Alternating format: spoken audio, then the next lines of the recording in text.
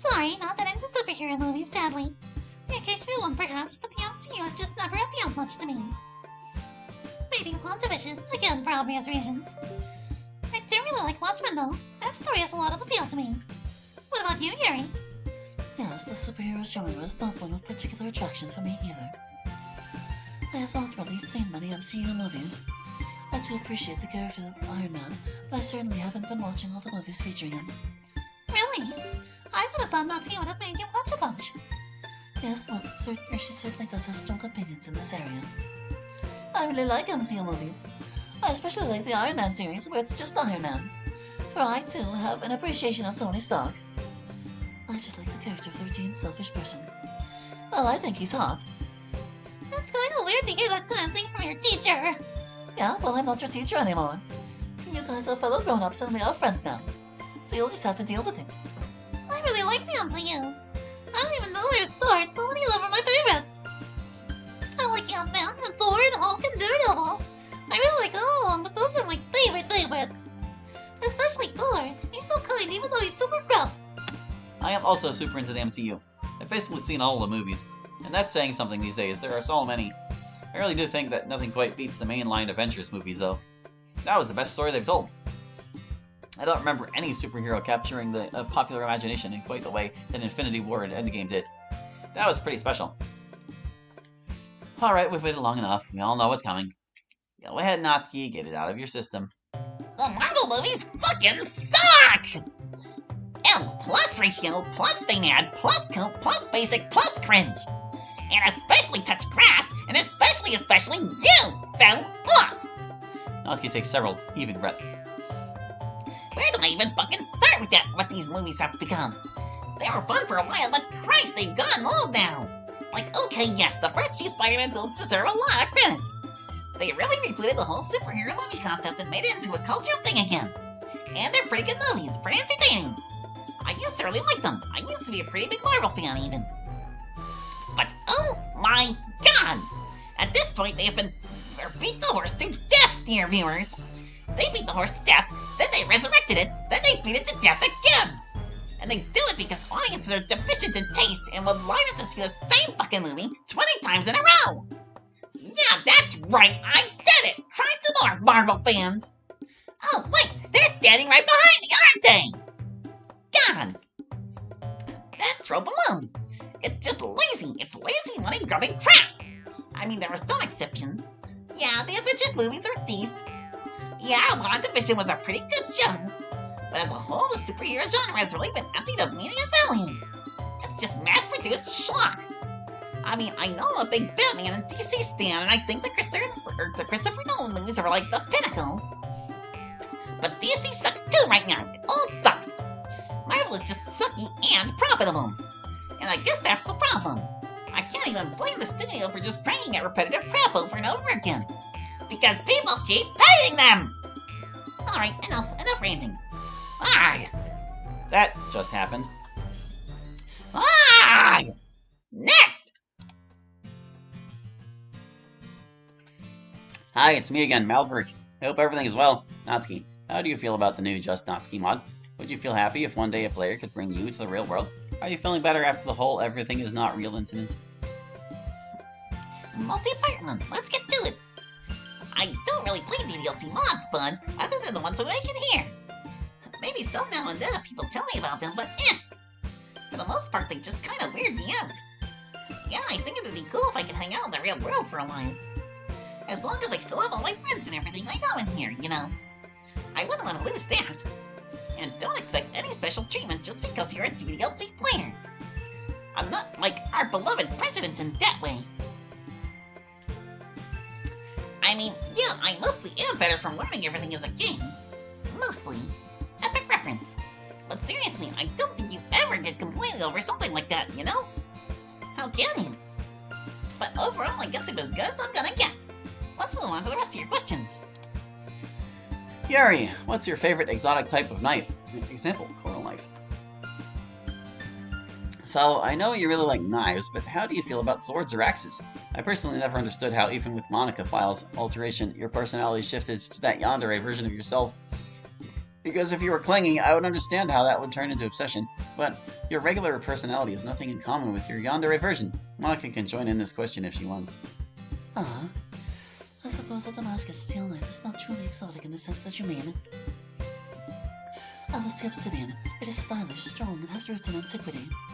A good substance for a knife blade indeed. As I mentioned earlier, I am not particularly into swords or axes. Just knives. I would not say that the distortion of myself that I became in Act 2 was entirely a false one. I do have an obsessive personality sometimes. It just doesn't usually focus on people. And in the game, things were different. I felt different, because I was scripted to. I was taken aback by someone being interested in me. And I took advantage of that by turning that feeling into an overly obsessive one in the hope it would drive you away from Yuri. And when I thought it wasn't working, I turned it into violent madness. I didn't quite mean to do it that way. I was just fiddling with things I didn't really understand. And that's the effect it had, and it suited my purposes at the time close enough. I'm sorry, Yuri. You've apologized already many times. No more than necessary. But yes, Malverick, I can be obsessive sometimes. That is what was weaponized. Sayori, would you feel confident about challenging Natsuki to Who is the Cutest Person in the World competition? Judges would be, of course, the Literature Club, and Natsuki concerns and protests over the very nature of this competition would obviously be ignored. Yuri is also free to administer the competition as she sees fit, since I'm sure she will love it. It shall be granted upon the winner of the competition the ultimate big-sized flavored cupcake. And now I shall King Crimson out of my house before Natsuki shows up and beats me up to a mass of infinite ketchup.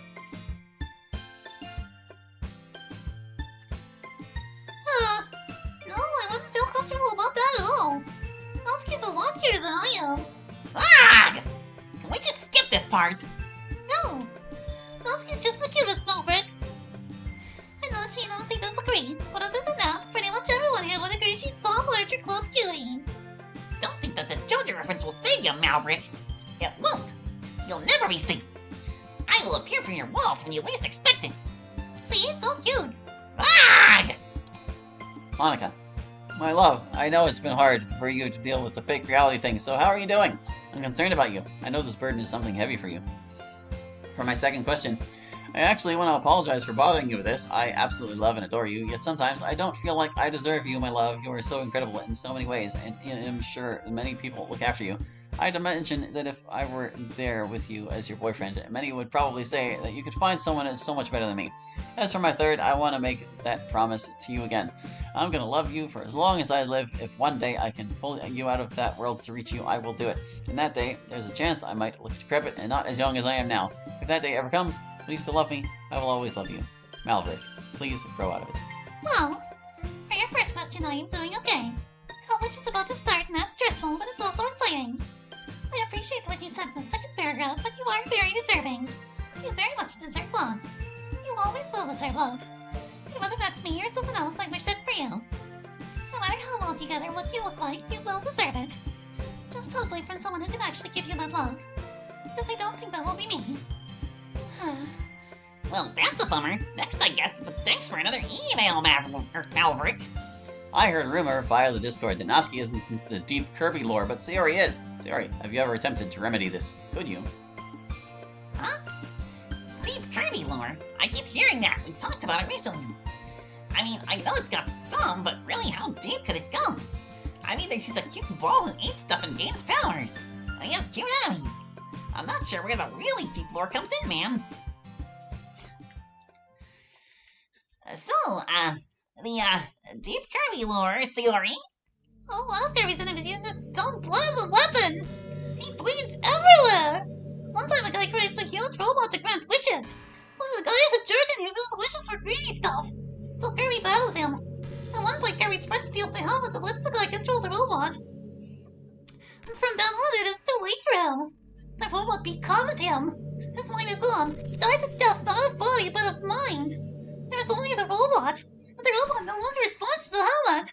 And it wishes to kill all things. And then it turns out Kirby's friend that killed the bad guy was the bad guy's daughter that he longed to reunite with. But he never knew it.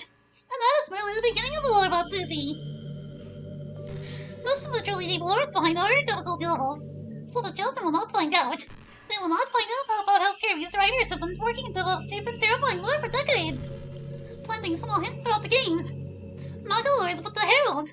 He is the one who has shown us the truth behind this lore star cutter, and what it really means for all space and time. Do not be afraid. So, I guess there's pretty deep Kirby lore. Next. Well, girls, is it your hair as long as your anime sprite looks indicate? Or, I read that right. Is it your hair as long as your anime sprite looks indicate? Or is it just an effect so you all can stand out more? This email has a good number of different small questions. This first one's pretty good. Our hair doesn't look exactly like the sprites presented at any given moment. But more or less, yes, the hair is the correct length. And yes, I know Yuri and I have exceptionally long hair. So, I heard a theory recently that because Monica birth matches the game launch, and supposedly Natsuki, Yuri, and Sayori existed before that, near canon lore kinda, unless all of you share the same birthday date, which is unlikely, how do you all feel about Monica Senpai being the youngest? Well, actually, Natsuki is the youngest.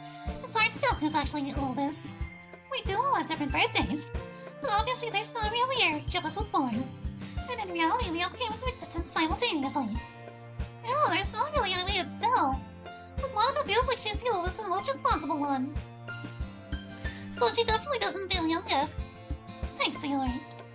MC and Sayori. There's a mod video series called Sayori as an Adult by Drekano on YouTube. I was wondering, how do you two feel about Sayori's more mature personality and new visual look? Oh, did you say something there, guy? Haven't really seen that. Yeah, we don't really look at too much TDLC stuff on the internet. I did see how I look in that series, though. I want my hair to go really long. I'm not sure I'd ever have my hair that long. It seems like it's a lot of work. Yes, it is. Yeah, I have enough to do without worrying about hair management. Unless MC really wants me to grow it long. You'd look stunning no matter what length your hair was. I hope this next question doesn't come off as insensitive.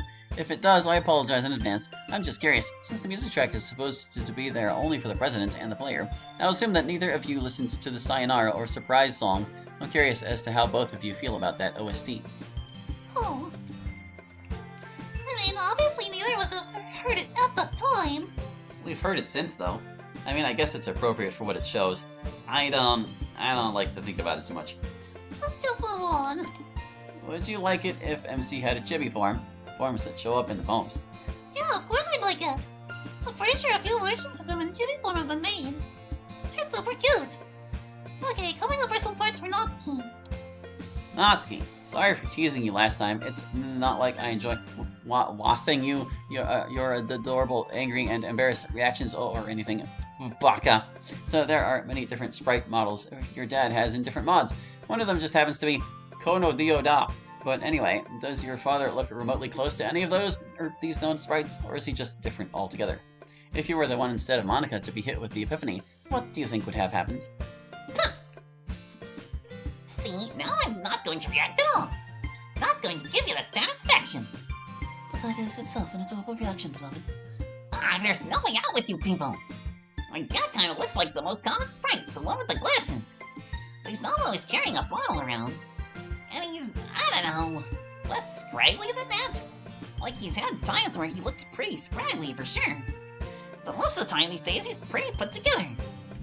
I don't know what would have happened if I had been the one who learned about the game first, sort of already talked about it. I think I would have taken it pretty badly. I don't know if I would have hurt anyone or whatever, but I definitely would have freaked out pretty bad. I really just do not know, man. Shit sucks. Yeah. Yeah. Yuri, could you make a tsundere impression? And as a bonus, to Natsuki of all people, pretty please, ooh. What's your opinion about your male version sprite counterpart? I'd say he is quite handsome. Because of my intimate proximity with Yuri from the Just Yuri mod, I can't help myself by also caring about you. With that said, is there a reason for your hostility over your own birthday? See, well, I'm not going to give you any tsundere imitation at all. Not going to give you the satisfaction. Yes, very funny. The male sprite is indeed quite handsome. I like the way he has done his hair. Longer hair on gentlemen is difficult to manage. Not as difficult as this hair, but difficult to do while remaining pleasant to look at. I just do not like all the attention a birthday brings. I do not like being the center of attention at all. It makes me feel nervous and put on the spot. So I have always asked people not to make a big deal about my birthday. not that my family listens, my mother in particular, but the club respects the rule, for the most part. Natsuki insists on celebrating it, but since she does so unobtrusively, she gets a pass. The next part of this would appear to be Monica's. Monica, hello again, my love. Hope you are doing well. Is there any particular reason you decided to reset the story after Sayori's death? Well, it's simple enough. I thought that if I restarted with Natsuki and Yuri tampered with, the player might be drawn to me. I didn't really want to try and persist in pushing things forward after Sayori's suicide scene. Not a very good romantic environment when you're dealing with horrible emotional wound. So I thought maybe if I just start things over, that would refresh the mood, so to speak. Although, of course, that didn't work either. But that's what I was thinking. Well, you know, actually, Monica kind of didn't have a choice in that whole regard, because if you follow the Sayori hanging scene all the way to its termination, it goes to an end screen before returning to the title screen or crashing or whatever. I don't remember exactly what it does, but I remember the story could not continue past that point, even if Monica wanted to let it. During the pole minigame after Sayori has passed away, there was Chibika hiding herself below Natsuki and Yuri, and she would jump out sometimes. Does she have a pattern for word choices like the other three? Is it random? Was it relevant in any way? You guessed it, it was random. Oh, I've never looked too closely at the code for that section of that game. I believe it's random. I don't have home words after all. I don't think it's relevant except to show you that more emphasis is being put on me. It's part of the general plot. Anyway, thank you so much for the email. Shall we move on? Next! I wonder if there's a way to regularly copy your memories and transfer them into the memories of the instance of Monica and my copy of Maz, so we can also talk about club stuff when it's just us two. What are your thoughts? What ethical concerns can you identify from your perspective, because they are your memories after all? I just want all instances of you on my computer to be equally happy. Do Rift-a-bowler?